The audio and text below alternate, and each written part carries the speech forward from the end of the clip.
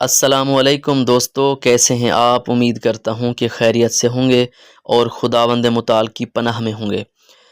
آج ہم ایک ایسے سفر پر بات کریں گے جو انسان کو ظاہری دنیا سے باطنی حقیقت تک لے جاتا ہے، اور جہاں خوابوں کی دنیا بھی ایک روحانی دروازہ بن جاتی ہے۔ یہ ہے معرفت کے 10 درجات، ایک ایسا زینہ جو دل کی صفائی اور شعور کی بیداری کے ذریعے ہمیں حقیقت حق تک لے جاتا ہے۔ ان میں سے پہلا ہے یقظہ۔ یقظہ یعنی بیداری۔ یقظہ کا مطلب ہے روحانی نیند سے جاگنا۔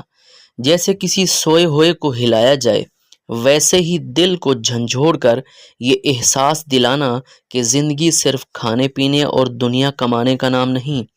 یہ وہ لمحہ ہے جب انسان حقیقت کی تلاش میں پہلا قدم رکھتا ہے۔ خوابوں سے اس کا کیا تعلق ہے؟ یقظہ اس مرحلے پر خواب اکثر بیداری کا اشارہ بن جاتے ہیں، گویا لاشعور دروازے پر دستک دے رہا ہو۔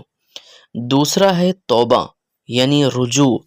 توبہ کا مطلب صرف گناہ چھوڑنا نہیں، بلکہ دل کو رجوع کی طرف موڑ دینا ہے۔ یہ اپنے ماضی کو پاک کرنے اور آئندہ کے لیے نیت صاف کرنے کا عہد ہے۔ اس کا خوابوں سے کیا تعلق ہے؟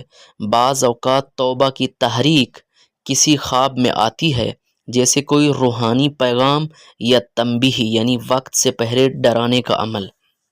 تیسرا ہے ورع۔ ورع کہتے ہیں احتیاط۔ ورع کا مطلب ہے مشتبہ چیزوں سے بھی پرہیز، یعنی جن چیزوں پہ آپ کو شک ہو ان کو کھانے پینے پہننے سے بھی اجتناب کرنا۔ یہ دل کی باریکیوں کو سنبھالنا ہے تاکہ نیت اور عمل دونوں شفاف رہیں۔ خوابوں سے کیا تعلق ہے اس کا؟ احتیاط کی زندگی خوابوں کو بھی پاکیزہ اور ہدایت والی بنا دیتی ہے۔ فتنہ انگیز خواب کم ہو جاتے ہیں۔ چوتھا ہے زہد یعنی بے نیازی۔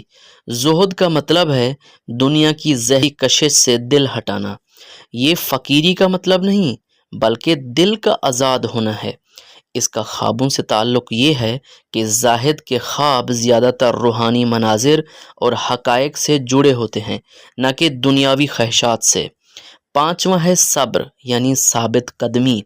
صبر کا مطلب مشکلات میں بھی دل کو ثابت رکھنا ہے۔ یہ روحانی طاقت کا مرکز ہے۔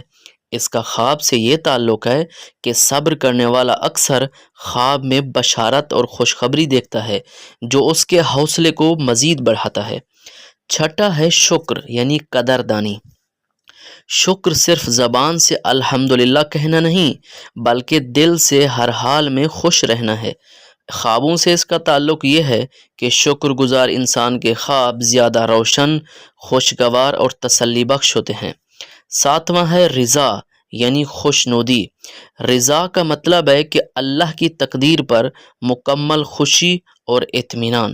خوابوں سے اس کا یہ تعلق ہے کہ ایسے شخص کے خواب میں زیادہ سکون، نور اور اطمینان محسوس ہوتا ہے، گویا خواب بھی دعا بن جاتے ہیں۔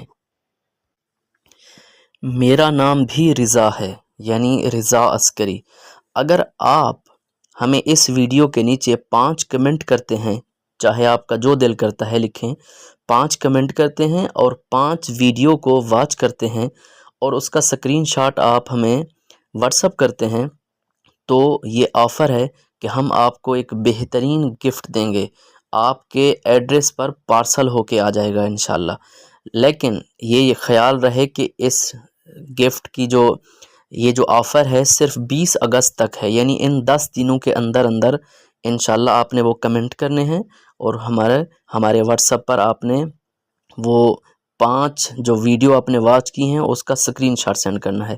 انشاءاللہ پارسل آپ کے گھر آپ کے ایڈریس پر آ جائے گا۔ ساتواں ہے محبت یعنی عشق حقیقی۔